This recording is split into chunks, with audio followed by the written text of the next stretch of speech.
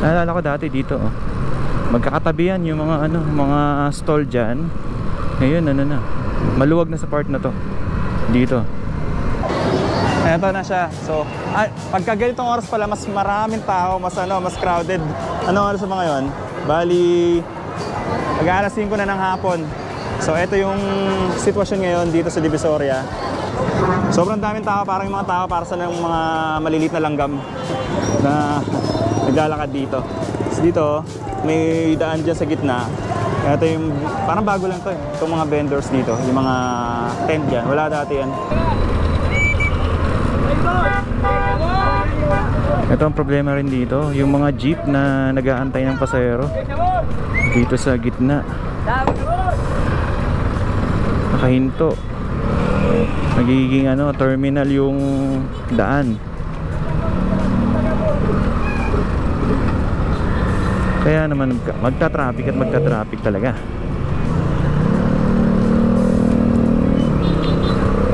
Mukhang doon tayo tatawid sa may ano, dito sa Abad Santos ata. Napansin ko na wala na yung mga ano ngayon dito. Yung mga tent dati na kulay blue. Dati marami yan eh. Magkakadikit yan dati dyan sa ano, sa gilid. So nawala na pala, inalis na. Dito yan sa may right side. So ngayon medyo maluwag naman na. Naalala ko dati dito, oh. Magkakatabi yan yung mga ano, mga stall dyan. Ngayon ano na, maluwag na sa part na to. Dito. Medyo ano na, medyo lumuwag na. Pero dyan na lang sa ano sila, yung mga vendors sa sidewalk.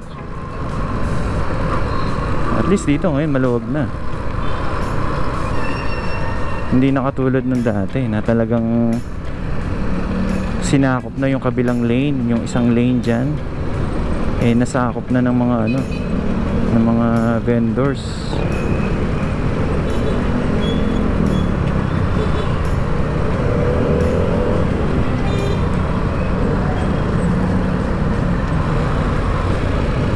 Diretso lang tayo, patawid na tayo dito sa may Abad Santos Avenue. Dito na tayo sa kanto ng Abad Santos. Patawid na tayo dito sa may Recto Avenue.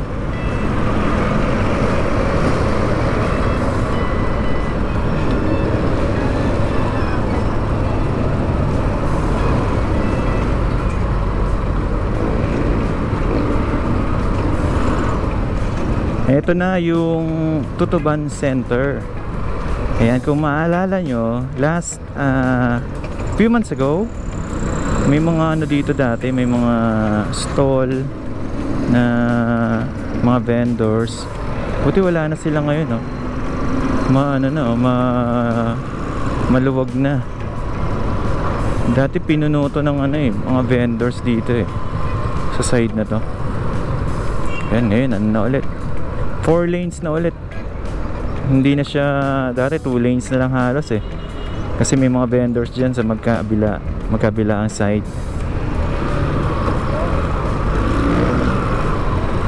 Ito yung entrance papunta sa may Tutuban Center.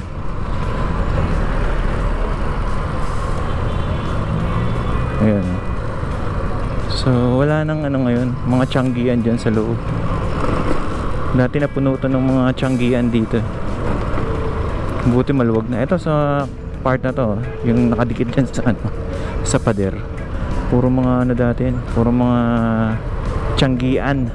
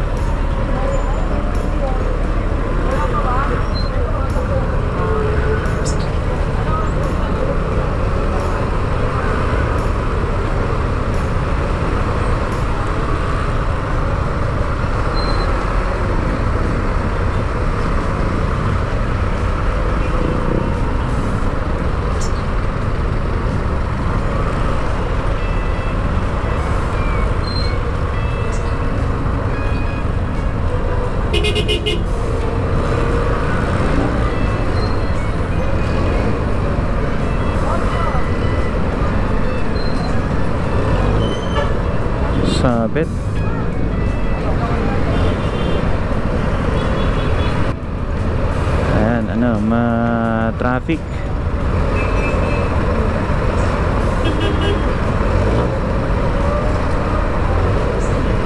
Wala kasing ano dito, walang stoplight, kaya ano, yung mga sasakyan eh kanya-kanyang diskarte kung paano sila mauuna sa mga kasabay nila.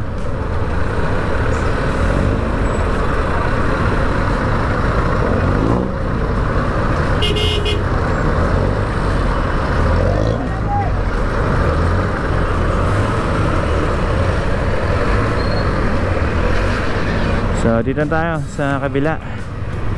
Ito, ang marami din mga nakapark dito, ano, mga e-bike. Yung mga e-bike na namamasada.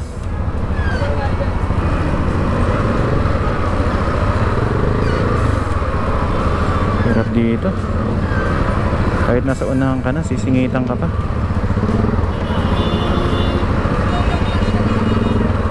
Grabe.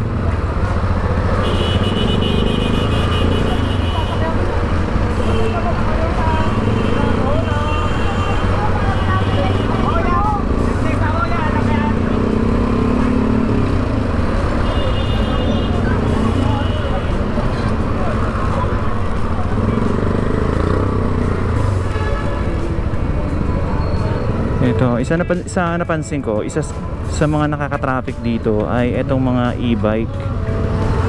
Kasi ano talaga, ano sila, naka park dito sa gilid. Tingnan nyo, ang nasasakop nila ay yung isang lane, bali 3 lane to. Ito na lang yung madadaanan ng 4 wheels. Puro e-bike na yung mga dito, nakaparada.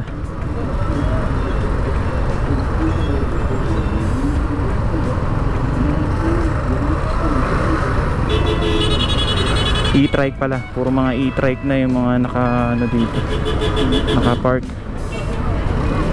Ito pala yung papunta ng Delpan.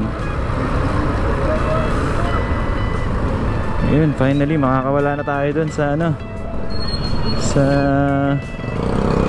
traffic na yon. Dito naman mga vendors pa rin, nandito sila sa mismong daan.